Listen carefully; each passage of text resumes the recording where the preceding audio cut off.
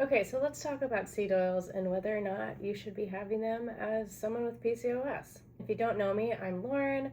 I am a holistic registered dietitian who helps women with PCOS in their 20s through 40 achieve regular cycles with less pain, bloating, acne, and fatigue, so that they can regain control of their cycles, improve their fertility outcomes if that is a goal of theirs, and protect their future health against PCOS-related risks. You've probably noticed that in recent years, especially this past year, seed oils have come under fire. Some argue that they contribute to chronic inflammation, while others point to their benefits of providing essential fatty acids, their affordability, and general support for cardiovascular health. So what's the real story? In today's video, I'll go through what is considered a seed oil, the difference between omega-6 and omega-3 fatty acids, the potential health benefits and risks of seed oils, the processing methods of seed oils, and what the hell to do around the consumption of them. So let's start with what are seed oils. Seed oils are oils that are extracted from the seeds of various plants, and they're commonly used in cooking, food processing, and even cosmetics. Some of the most popular seed oils include canola oil, sunflower oil, safflower oil, sesame, soybean, cottonseed, corn, grapeseed, and rice bran. There's a lot. These oils are typically refined to remove any impurities, which makes them have a neutral flavor and a high smoke point, which can be great for cooking. But are they ideal for health? Let's dig into it. First, I'm going to start with talking about omega-6s and omega-3s and the difference, because this is very important to know. Not even in the topic of seed oils, but just for people to know in general. Omega-6 and omega-3 fatty acids are two different types of polyunsaturated fatty acids, or PUFAs. PUFAs. In general, PUFAs are considered very healthy and are encouraged to consume in higher amounts compared to other types of fats. While omega-3s are very well known to be anti-inflammatory, omega-6s, on the other hand, are known to have more pro-inflammatory effects in the body. And while we do need some bit of inflammation in the body, this is how we heal. Think of if we get a cut or a scrape, there's redness, there's swelling. That is inflammation happening at that site of injury, but that's necessary for the healing process to occur. But too much inflammation can be problematic. So it's very important to have a good balance of omega-3s and omega-6s in the diet. And this is unfortunately where a lot of people fall short. It is thought that the ratio of omega-6 to omega-3 consumption is around 15:1. And it's recommended to maybe be closer to like a 4:1 ratio of those omega-6 to omega-3s, meaning that we should strive for a higher intake of omega-3s and a lower intake of omega-6s. And this is where seed oils come in. Seed oils are very high in omega-6s and are typically found in a lot of processed food and are commonly used as cooking oils, both at restaurants and in the home. So due to their omnipresence in the food system and in our homes, we tend to have a very high intake of omega-6s in the diet. Before moving on, you might be asking the question, well, what the hell is an omega-6 and an omega-3? Like, what foods contain these beyond seed oils containing omega-6s? So let's get into that. So omega-3 rich foods, there's a few different types of omega-3s, and I kind of group them into two categories. There's ALA, and then there's EPA and DHA. And ALA is going to come from plants. So flax seeds, hemp seeds, walnuts, and chia seeds are going to be the 4 plants that contain ALA omega-3s. Then there's EPA and DHA, and these are going to be found in fatty fish and algae. The kind of OG source of EPA and DHA is algae, and then the fatty fish feed on that, and then they end up having high levels of EPA and DHA. Now, our fatty fish are going to be salmon, mackerel, anchovies, sardines, herring, tuna, and trout.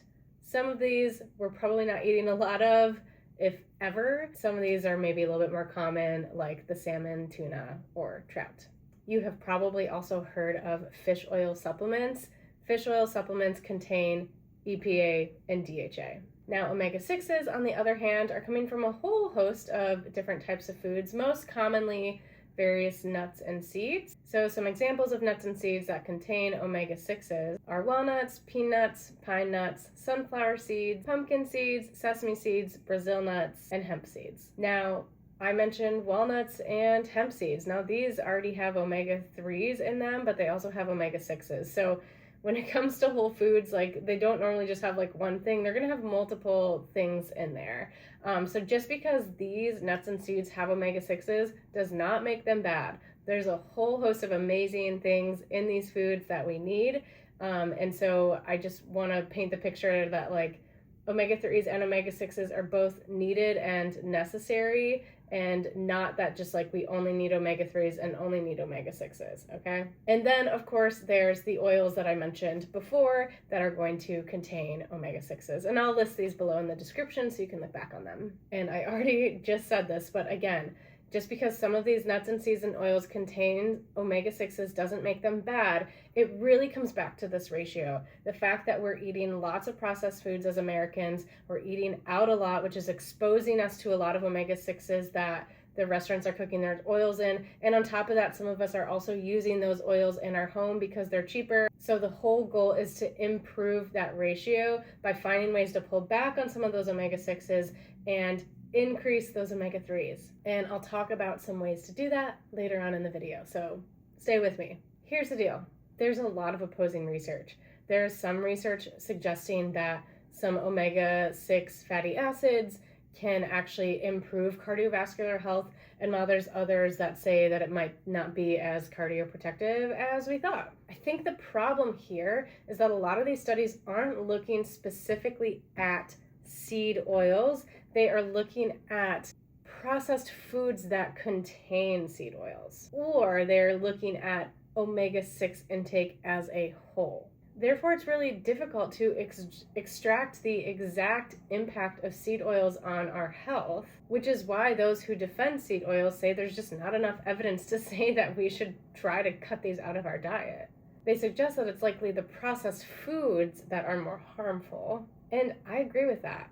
To get the full picture, though, let's look at the typical processing of seed oils that we might be buying at the grocery store. The seed oils are often extracted using a chemical process that uses hexane, which helps separate the oil from the seed. Hexane is used extensively in the food industry for the extraction of various products beyond oils, including flavors, color additives, and fragrances.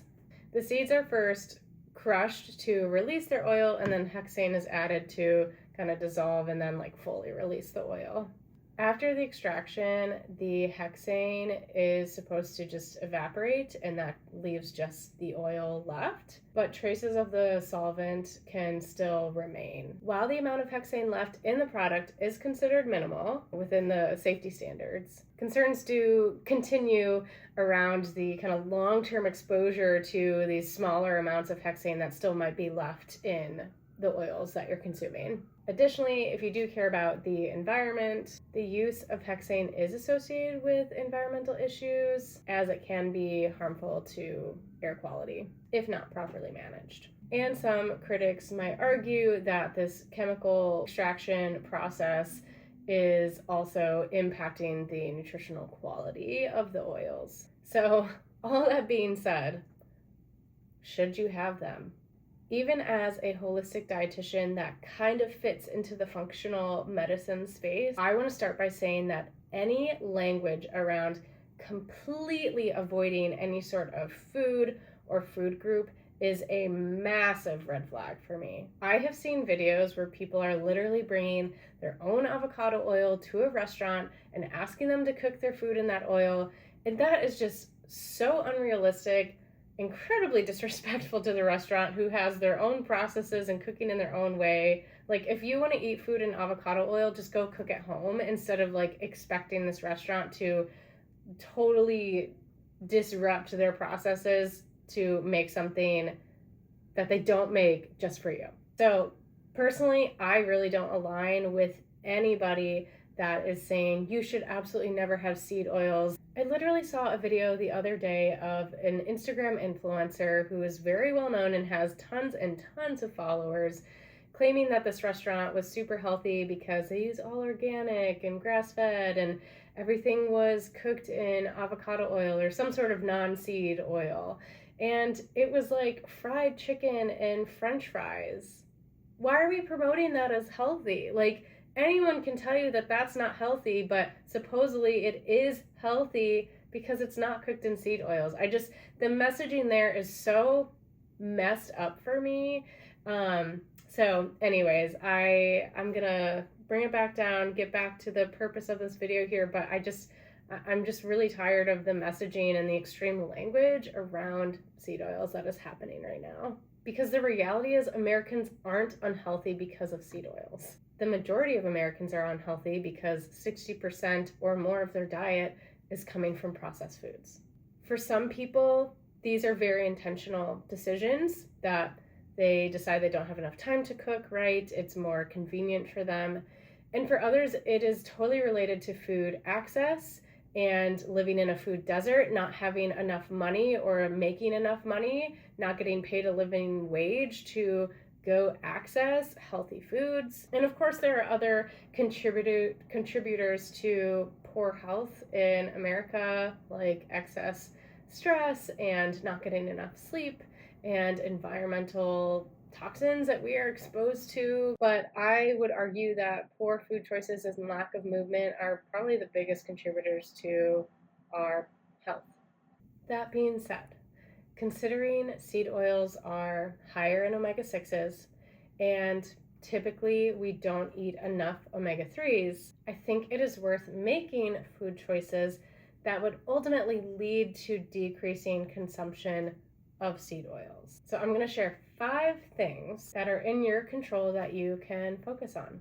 Number 1, if it is in your means, decrease the amount of processed foods and the amount of times that you are eating at fast food. If you are cooking a lot at home, focusing on mostly whole foods, you are going to be in a great place. Number 2, to increase your omega-3 intake, I would recommend having 2 servings of one of the fatty fish that I mentioned earlier in this video per week, and 1 serving being like 3 to 4 ounces, so a total of like 6 to 8 ounces of that fatty fish each week, and roughly 1 tablespoon of a serving of one of those other seeds that I mentioned that contain omega-3s most days of the week. And so that's walnuts, flaxseed, hemp seed, or chia seeds. So again, around 8 ounces of that fatty fish per week and about 1 tablespoon most days of those other nuts or seeds. Number 3, when it comes to cooking at home, try to stick to mostly olive oil or avocado oil. These are actually high in a fat that I didn't talk about today, which is monounsaturated fats.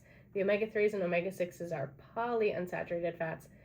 Monounsaturated fats are thought to be really one of the healthiest fats that we can be consuming. And so when we're eating out, they're not normally cooking with those fats. So when you can control it at home, I would highly recommend using those. And I use these for both cooking and baking. Number 4, we still want omega-6s. So trying to get omega-6s mostly from those whole food nut and seeds that I mentioned earlier in the video as well, versus getting them from those more processed oils. And number 5, if available, foods that contain some of those seed oils, finding options that use maybe an olive oil or avocado oil instead. Examples would be salad dressings, dips, mayonnaise and other condiments, popcorn, crackers, etc. So there you have it. That is my opinion and thoughts on seed oils for not only people with PCOS, but just all people in general. I hope you find this helpful. And by the way, if you like this video, don't forget to click subscribe below. Hey y'all, thanks for checking out my video. If you feel like you need more support with PCOS, why don't you start with my free guides? I have my PCOS Glow Up Meals handout, which is a 3-day free meal plan for you to start moving forward with healthier meals that will support your PCOS.